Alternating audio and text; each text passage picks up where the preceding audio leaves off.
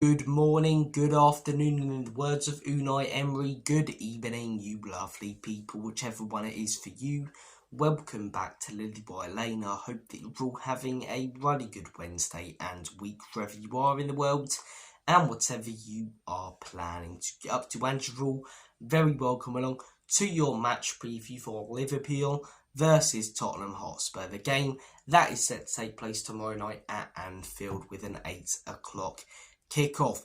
It's our biggest game of the season. It's our biggest game in years. This game is massive for Spurs. It really, really is. Look, the fact we head to Anfield with a 1-0 win at home in the first leg with a 1-0 advantage, it gives me hope. And it's normally the hope that kills you with this football club. But I really, really do believe if we can score that first goal, we might be on our way to Wembley. That first goal for me is going to be huge in this game. Liverpool get it.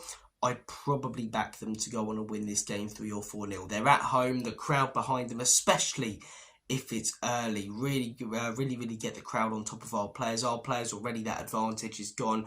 We crumble like a chocolate digestive in a milky tea, in my opinion. But we score first. Our players get that belief. They get that confidence. Take that confidence from keeping a clean sheet against Brentford, thinking we're not that easy to score against right now. The crowd start to get on top of Liverpool if they start taking their time. The first goal in this game is huge. It really, really is. Obviously, I'm glad that we head here with a 1-0 advantage, but that's going to get those Liverpool fans even more up for it, isn't it? If we went into this game and Liverpool had a 2-1 lead, the atmosphere would be pretty similar to most Premier League games, but I reckon Anfield will be rocking. And those early spells, as I say, that Liverpool are going to have, we've got to ride them out. We did it pretty well against Arsenal, you know. Got through those first 15 to 20 minutes, then took the lead. But then obviously we crumbled right before half-time because of our stupid tactics. We can't afford to do that. If we get the first goal in this game, park that bloody bus Jose Mourinho style. We did it a little bit on the weekend, but I'm talking more defensive than that. I'm talking every player in your own box, right? Hold on for dear life, man. So look, the first goal's huge in this game. I think that crowd's going to definitely be up for it. And it's going to be very tough. We're up against the best team in the league. We've played them twice this season. Obviously, the 1-0 win in the game before. The game before that, they got the 6-3 win against us in the league. I mean, the tactics were stupid in that game. Trying to go toe-to-toe with the amount of injuries that we have with the best side in the league on a ridiculously good run of form. It was really, really thick from us, in all honesty. It was bonkers. It really, really was. And Liverpool took us apart, went through us like a hot knife through butter for most of those 90 minutes, and it really could have been more. It probably should have been more. We were lucky to get the goals that we did because we barely created anything, and those goals only came towards the end of the game. The game before that, we lost 4-2 to them at the end of last season. Another one, we scored a couple of goals towards the end of the game, but don't mean diddly. And it didn't mean diddly because the game was done. We only showed a bit of passion and fight when the 3 points were wrapped up for the Scousers. The game before that wasn't at all controversial, was it? The 2-1 win against them at home. We were just excellent and they were extremely poor, you know. That's all we need to talk about when it comes to that game, though. Look, we got the win. I mean, you take it. I'm not going to be, oh, bloody hell, this corrupt system, this corrupt Premier League is giving us points. Because we got the win. But I also wasn't going to gloat about it because that Luis Diaz goal and the red card for Curtis Jones, it was all a bit dodgy, weren't it? Bit dodgy. So look, mixed bag with our record against Liverpool. I think my favourite game I've seen against Liverpool, that 2-2 at Anfield with that Wanyama screamer with Neville's was brilliant a few years ago. But I think that 2-2 under Antonio Conte, I mean, they got the 2 goals in that game, but we were all over them and should have won that game about 5 or 6-2. I remember some of the chances we had in that 2-2 draw a few years back. So look, mixed bag when it comes to our record against Liverpool. Recently, they've been getting the better of us, but in our most recent game, we were the winners. We came out with that 1-0 win, managed to keep the clean sheet, defended well. We're going to have to be defensively solid like that game, and even more so because we are away from home. If we invert the fullbacks in this game, because Ange has a habit of doing this season, he'll win a game by, you know, adapting things a little bit, putting the wing backs out wide and making us a bit more defensive.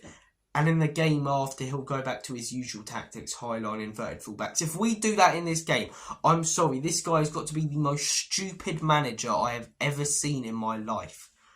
Because why would you do that? You've just picked up 3 points at a tough away ground like Brentford by playing a little bit more defensive. That's how you beat Liverpool at home. You put the wing-backs out wide. You didn't put the team on the halfway line. You counter-attacked them a little bit. Do the same thing, even more defensively at Anfield. Don't you dare put that team on the halfway line, man. Look, speaking of the team, it'll be interesting to see the way Spurs line up. I think we've got to go with our best 11. Mickey van der Ven, there were rumours he might be back on the weekend. Now we're hearing rumours he could be out for the season. So I doubt to see Mickey van der Ven. In goal, I'm expecting to see Kinski. A back four, I think, of Pedro Porro at right back. Danzo, I don't believe he'll start this game. I don't believe he can anyway.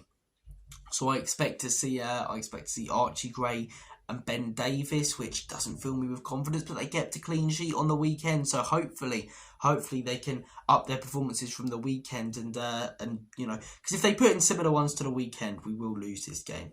Even though those performances were good, they've got to be on top for the entire 90 minutes. Jed Spence at left back, being our best defender in recent months, one of our best players in all honesty. He's been absolutely fantastic. The midfield, it really could be anything. I'm predicting, because he's not a big fan of Maddison at all, and that he's got a knock now, from what we're hearing, so could be out for a little bit longer. I'm predicting we will see Bissouma. I'm predicting we will see Bentancur.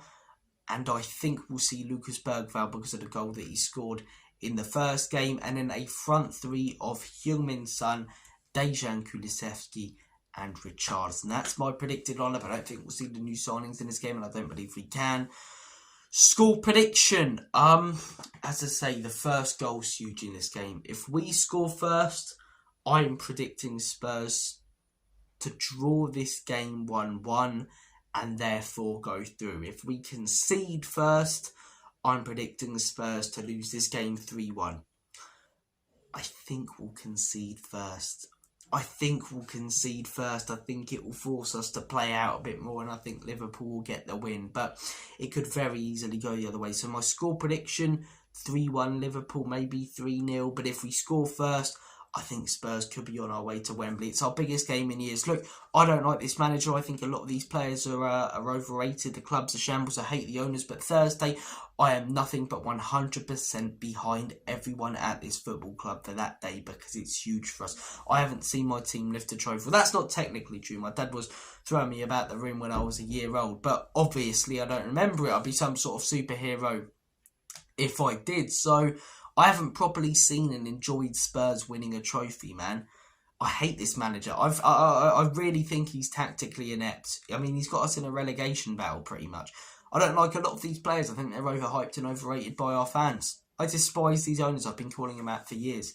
But Thursday, not so much behind the owners, never behind the owners, but Ange Postecoglou, I'm behind you on Thursday. These players, I'm behind you on Thursday. I'm backing everyone who can play a part in this result on Thursday, because that's what they're going to need going to a ground like Anfield. Opinions aside, thoughts aside on the manager, on the players and behind the team for our biggest game in years, because I want to see my club go to Wembley. And if we go to Wembley against a side like Newcastle, even though they're far better than us this season, people talk about Spurs and the fact we haven't won a trophy for a while. What's it been, 60 years for Newcastle? If the pressure's going to get to either team based on how long it's taken them to win trophies, I think it'd get to Newcastle a little bit more. So I'm getting excited. We're 15th in the league, 14th, whatever. Calm down, Robbie. We're going to Anfield, right?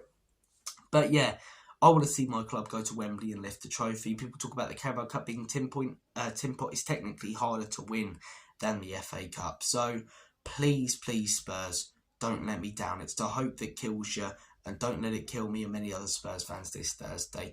Take care, guys. All the best. And as always, Enoch and Levy out, Ange out, Lange out, but behind the players and the manager for one day only.